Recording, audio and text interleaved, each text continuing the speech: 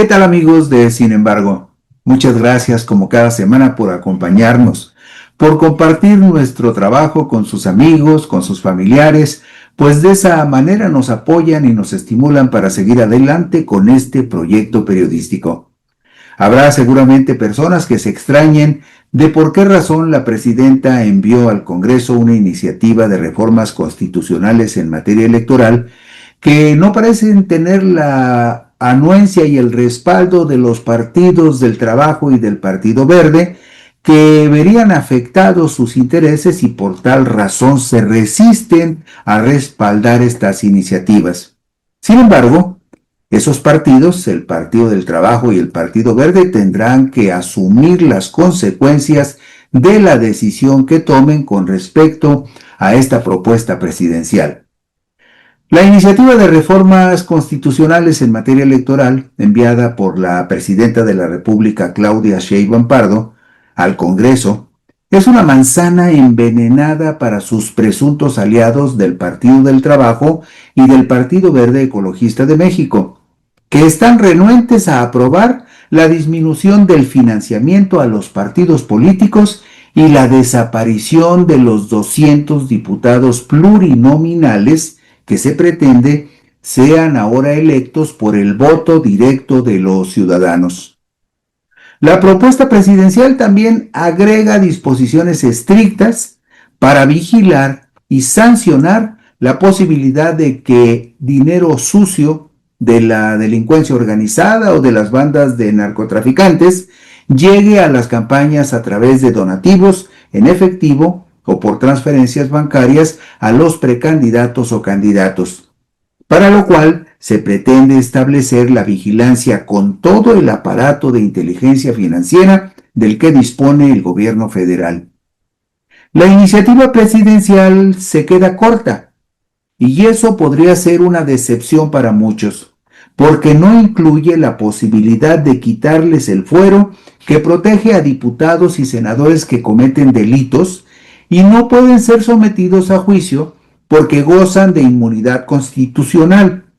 una exigencia cada vez más generalizada de la sociedad que no está de acuerdo en que ciertas alimañas abusen de la protección del fuero para cometer sus trapacerías. Si los presuntos aliados de Morena, Partido del Trabajo y Partido Verde, se niegan a respaldar la reforma,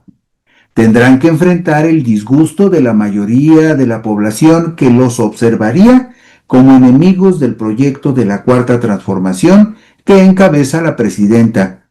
y podría negarle su respaldo en los comicios para renovar la Cámara de Diputados de la Federación en junio del 2027. Pero si por el contrario finalmente asumen que no tienen otra salida más que respaldar las reformas propuestas por Sheinbaum Pardo, las dirigencias del PT y del Partido Verde perderían el control de las listas de candidatos plurinominales a las cámaras de diputados y senadores, con lo cual su influencia y poder dentro y fuera de las estructuras de sus partidos se verían debilitados y se ampliarían los espacios de participación democrática en sus filas. El hecho de que tanto aspirantes a diputados como senadores salgan a la calle a buscar el voto de la gente permitirá que los ciudadanos tengan la oportunidad de analizar a los personajes y las propuestas que formulen para conseguir el respaldo popular. El riesgo para el Partido del Trabajo y para el Partido Verde es que si rechazan y obstaculizan las reformas enviadas por la presidenta, se enfrentarán al personaje público y político más poderoso del país,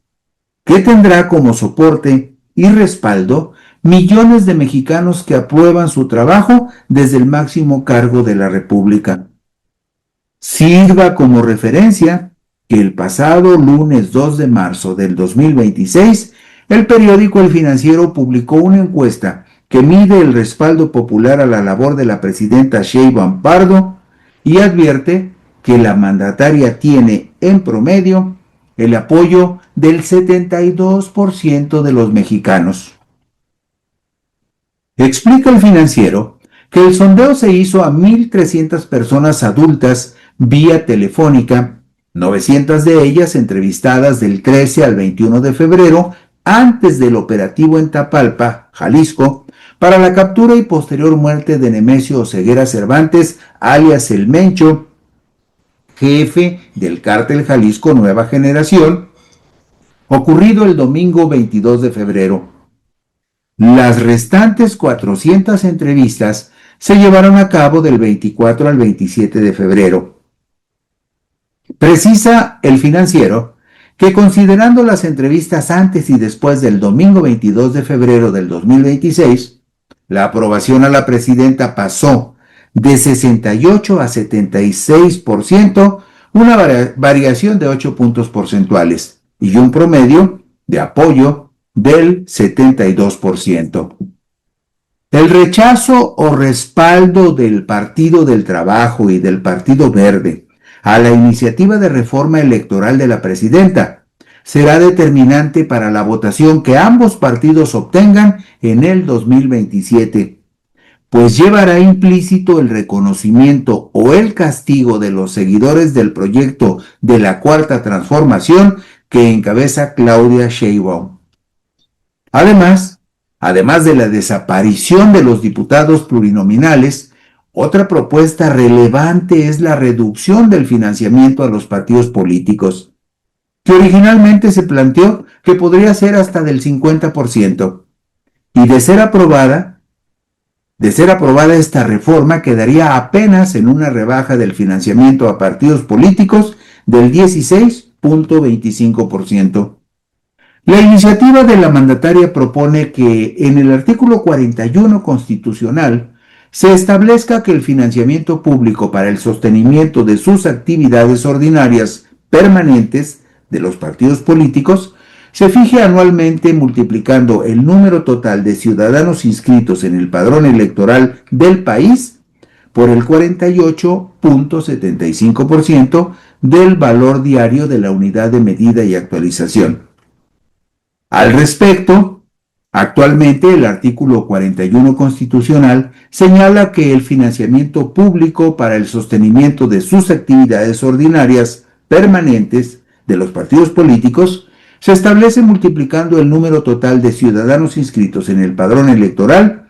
por el 65% del valor diario de la unidad de medida y actualización. ¿Qué significa esto?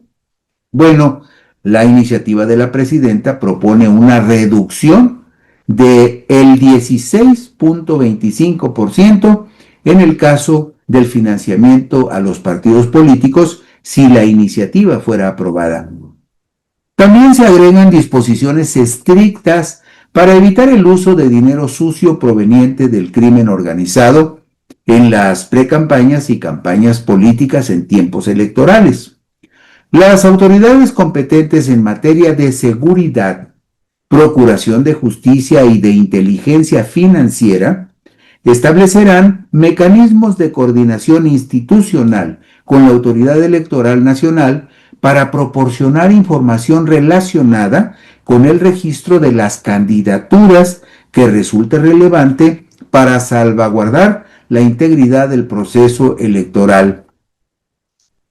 Advierte la iniciativa presidencial que los ingresos, egresos y demás operaciones financieras, incluyendo valores, divisas y activos virtuales, así como de créditos, seguros y fianzas, la compra o venta de bienes y demás activos de los partidos políticos nacionales y locales, de las personas precandidatas y candidatas, incluyendo a las candidaturas independientes, todo eso deberá ser reportado o avisado cotidianamente en exclusiva para fines de fiscalización por las instituciones, organismos y organizaciones del sistema financiero o por las personas que realizan actividades vulnerables, según corresponda, al Instituto Nacional Electoral a través de los respectivos órganos supervisores en los términos que establecen las leyes.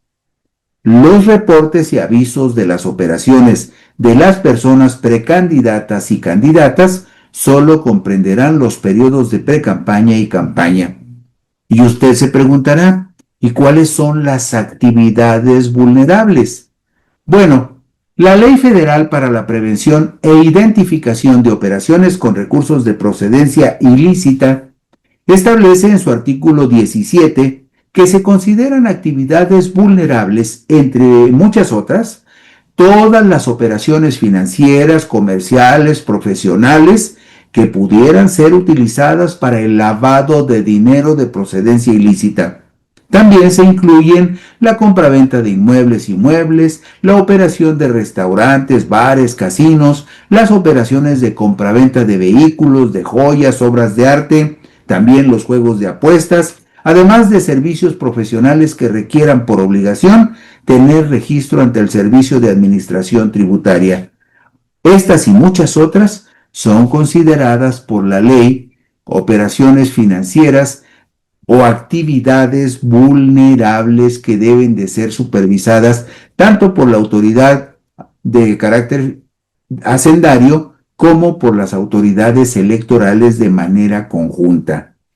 También se pretende prohibir a los partidos políticos, precandidaturas, candidaturas y candidaturas independientes financiarse u operar con recursos, bienes o servicios provenientes de actividades ilícitas. Y se advierte que toda aportación privada deberá realizarse por personas físicas mexicanas y atendiendo a las normas de debida diligencia e identificación,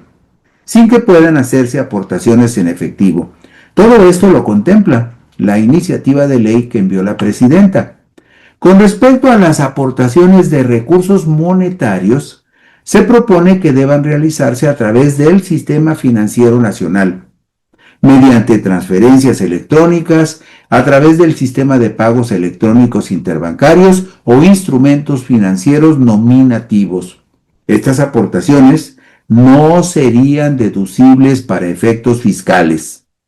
El propósito de la reforma sería que las instituciones, organismos y organizaciones del Sistema Financiero Nacional reporten para fines de fiscalización estas transacciones al Instituto Nacional Electoral a través de los órganos reguladores en los términos que fije la ley.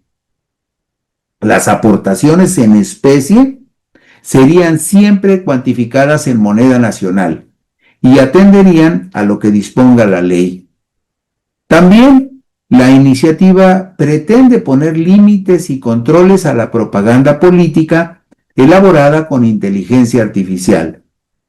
Todo contenido relacionado a los procesos electorales que sea modificado o alterado mediante el uso de inteligencia artificial o cualquier otra tecnología deberá estar etiquetado por su emisor para su identificación en los términos que establezca la ley. Las personas concesionarias de radio o televisión, así como las plataformas de servicios digitales, serán responsables de identificar, evitar la difusión y advertir sobre contenidos no etiquetados. La iniciativa presidencial en materia electoral fue entregada a la Cámara de Diputados del Congreso de la Unión este miércoles 4 de marzo del 2026. El artículo 105 constitucional establece que las leyes electorales federal y locales deberán promulgarse y publicarse por lo menos 90 días antes de que inicie el proceso electoral en el que vayan a aplicarse. Y durante el mismo proceso electoral no podrá haber modificaciones legales fundamentales.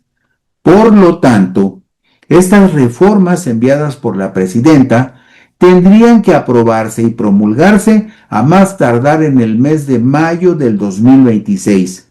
pues el proceso electoral federal 2027 empezará en septiembre próximo. Gracias amigos por la gentileza de su atención, de su interés. Si les apetece, por aquí nos encontraremos dentro de una semana.